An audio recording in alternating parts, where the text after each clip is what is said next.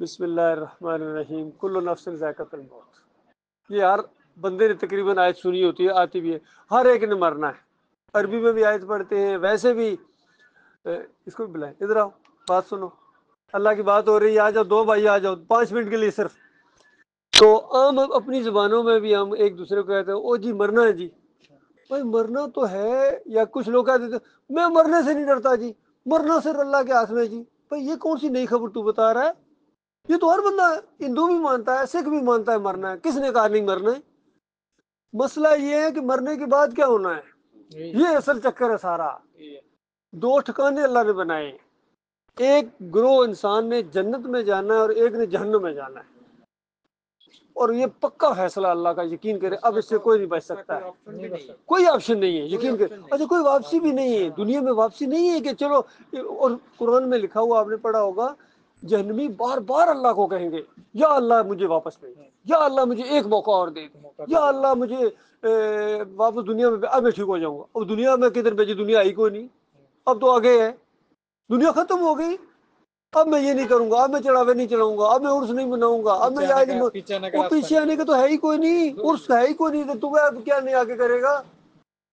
اور دوسرا جو مضمون ہے قرآن کا وہ یہ ہے کہ جن لوگوں کی وجہ سے یہ گمراہ ہوئے ہیں نا، یہ ان پر لعنتیں بھیجیں گے، وہاں ان کا وہاں لڑائی جھگڑا شروع ہو جائے گا، یقین کریں، جھگڑا ہوگا زبردست ان کا، اتنا جھگڑا ہوگا ان کا آپس میں، یہ پیچھے چلنے والے کہیں گے اپنے علماء کو، اپنے مولویوں کو، پیروں کو، لیڈروں کو، جس کی وجہ سے انسان گمراہ ہوا ہے۔ ہر انسان کہیں نہ کہیں کسی جگہ ٹھوکر اس نے کھائی ہے، کوئی نہ کوئی اس کا چیلا وہ ہے، گرو جس نے اس کو گمراہ کیا ہے، چاہے انسانوں میں سے ہو چاہے جنوں میں سے ہو۔ وہ کہے گا یا اللہ مجھے وہ دکھا، آج میں اس کو پاؤں کے نیچے رون دوں گا، اتنا مجھے غصہ آ رہا ہے اس کے اوپر۔ کیونکہ غصہ بہت کیوں آئے گا؟ کیونکہ بندہ وہاں جا کے دیکھے گا وہ کوئی بڑا پہاڑ کھودنا نہیں تھا، صرف اللہ کو ماننا تھا بس۔ وہ بھی ان کیا کر دے گا، ہاں ہم تو تم کو نہیں بولا وہ آگے سے بولے، بالکل صحیح کہا انہوں نے، آگے سے وہ جو آگے چلنے والے جنہوں نے گمراہ کیا تھا وہ کہیں گے مجھے نہ کہو، میں نے کوئی زبردستی تمہیں کھینچ کے لے کے گیا تھا، تو خود پیچھے دوڑتا تھا۔ اور دوسری بات یہ ہے کہ اب ہم خود پھنسے ہوئے ہیں تو ہم تمہیں کس طرح بچائیں، کیونکہ وہ کہیں گے کہ ہمیں تھوڑا سا بچاؤ، کوئی ایک دن کے لیے بچا لو، وہ کہیں گے ہم نہیں بچا سکتے۔ اس لیے میرے بھائیو اصل مسئلہ یہ انسان اللہ کی بندگی کرے، یعنی اللہ کا حکم مانے، اللہ والا ہو جائے۔ اور سارے نبیوں نے یہی بتایا، یاد رکھیں۔ آج جو نبیوں کو پکارتے ہیں نا، ولیوں کو، نبیوں کو، نیک لوگوں کو، کہتے ہیں ہم ان کو پکارتے ہیں یہ اللہ تک ہماری پہنچاتے ہیں۔ وہ تمہیں یہ کس نے کہا کہ تم یہ اللہ تک پہنچاتے ہیں؟ انہوں نے تو آگے کہا تھا کہ اللہ کو پکارو، اللہ تمہاری سنتا ہے، انہوں نے تو آگے کہا تھا نبیوں نے، اور تم نے نبیوں کو پکارنا شروع کر دیا۔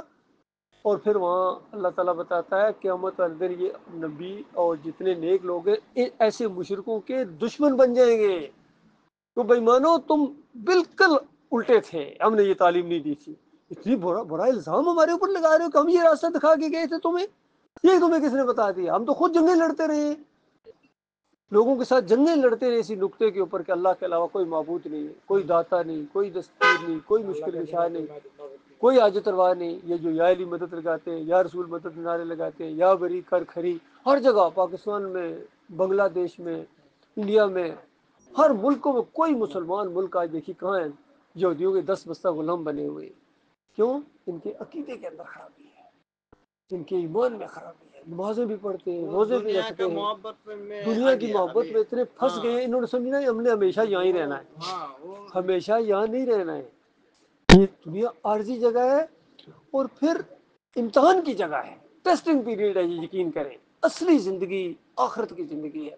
اور اگر ایک دفعہ یہ پاس ہو کے چلا گیا وہاں انسان شرک سے بچ گیا، اللہ تعالیٰ نے بتایا کہ ایسے ایسے محل وہاں تیار کر کے تمہارے لیے رکھے جو دنیا میں بادشاہوں نے نہیں دیکھے۔ بات آتے ہیں مرنا کا پہلے آتے ہیں۔ آپ دیکھیے چھوٹی سی بوتل میں آپ مشروب پیتے ہیں، دودھ پیتے ہیں، اللہ کہتا ہے میں نے وہاں دریا بہا دیے تمہارے لیے، میٹھے پانی کے دریا، دودھ کے دریا، شہد جسے کہتے ہیں ہنی کے دریا، ہاں، خوبصورت بیویاں، خوبصورت کپڑے، خوبصورت مکانات، کھانے، پھر ہمیشہ کی جوانی، کوئی بیماری نہیں، کوئی پریشانی نہیں، کوئی بل نہیں دینا ہے، کوئی رینٹ نہیں دینا ہے، کوئی نوکری نہیں کرنی ہے، کوئی کچھ بھی نہیں ہے، یقین کریں، سوائے عیش کے مزے کریں گے انسان۔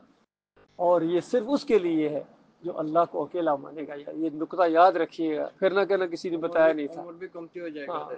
مولوی جنت میں نہیں جا سکتا، یاد رکھیے، نہ پیر جنت میں جا سکتا ہے، اور نہ کوئی مشرک جنت میں جا سکتا ہے۔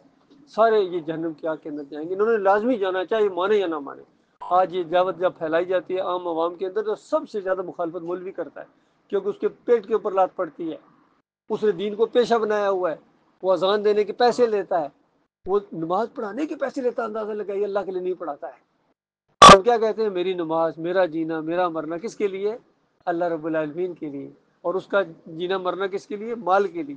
کوئی ریال کے لیے، کوئی یورو کے لیے، کوئی پاؤنڈ لے رہا ہے، کوئی دینار لے رہا ہے، کوئی درہم لے رہا ہے، کوئی ریال لے رہا ہے. تو یہ دین بیچنے والی چیز نہیں ہے میرے بھائیو. اذان دینا اللہ کی عبادت ہے، نماز پڑھنا بھی عبادت ہے، پڑھانا بھی عبادت ہے. عبادت نہیں بیچی جاتی ہے، بہت بڑا جرم ہے. صحابہ کرام، نبی علیہ السلام، سارے انبیاء اپنے ہاتھوں سے کماتے تھے.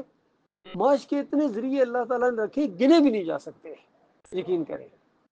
تو یہ ایک پیغام ہے، قرآن کو پڑھو الحمدللہ سے لے کر اگر ون ناس تک یہی بات نہ ملی آپ کو، کہنا بھائی نے جھوٹ بولا تھا.